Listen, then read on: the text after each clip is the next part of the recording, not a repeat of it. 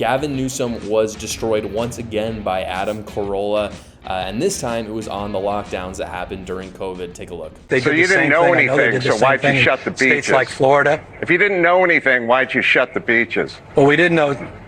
Yeah, because people were concerned early in the pandemic.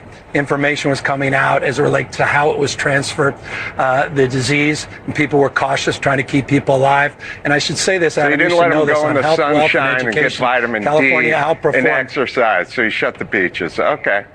And you arrested a guy who was paddleboarding in the bay. On health, wealth, and... So this is the fundamental difference between conservatives and progressives. You have DeSantis, for instance, in Florida, who is a conservative, and his default when COVID happens is, I don't know what's happening right now, but I'm going to leave the beaches open. I'm going to let the businesses kind of do their things, and we're going to see what happens with this disease.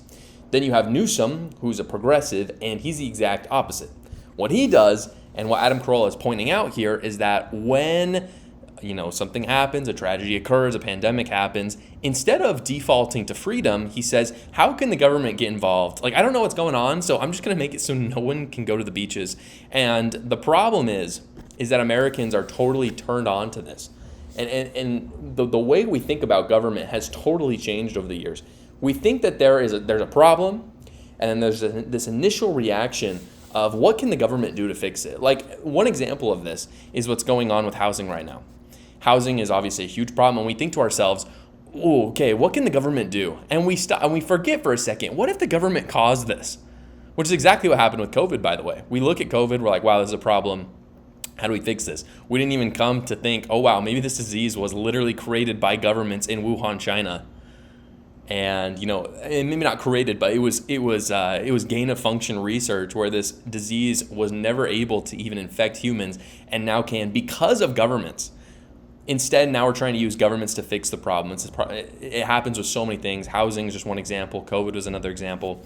And so Newsom jumped to, let's just close the beaches. And the thing is that it's corrupt, and people have talked about Newsom being corrupt, and that's all true. But it's also congruent with his ideologies. And this is the problem, that sometimes people, we jump to the corruption. And the corruption is certainly true, and we should certainly talk about it. But the corruption is not everything. It is important that ideas have consequences. This is what progressivism breeds. This isn't like some coincidence. Oh, this is just one guy that was very corrupt. This is why this happened. No, this is what progressivism demands. That when a problem comes about, government is the ultimate solution. And so it actually makes perfect sense. No one should have expected anything different from Gavin Newsom. This is why he's such a disastrous presidential candidate if he were to replace Joe Biden. This is why his polling against Donald Trump is really not that great. I talked about this last week. He doesn't believe in freedom. He believes in progressivism, because freedom means that when problems arise, the people get to decide what happens, and freedom is the default, not the government comes in and takes away what you can and cannot do. And by the way, the beaches are just a nitpicky thing. Like, everyone can, go to the beaches or not go to the beaches. Like, I don't live near a beach, so I never get to choose to go to a beach. It's not that big of a deal. It's not something that you need. But what about schools, for instance? Like, our default was during COVID, we don't know what this disease is, so we're just going to take our kids' opportunity to have an education and a social life.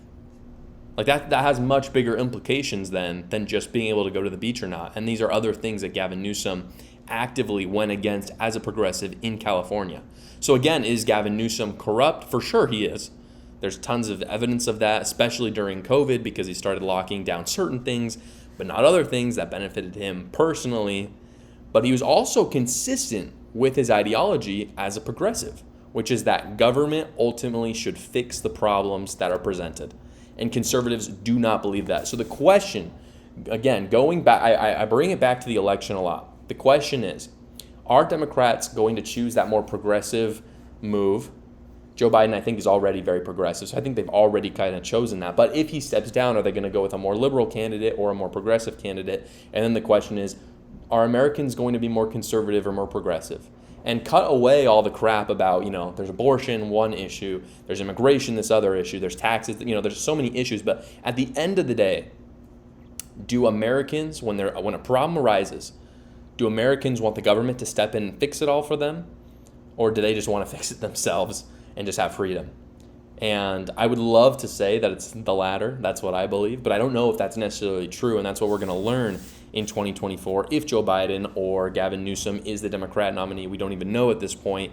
But again, we can't just keep saying that these politicians are corrupt, because that's not enough. Corruption is important for sure, but their ideologies are far more important because they're doing exactly what they said they would do.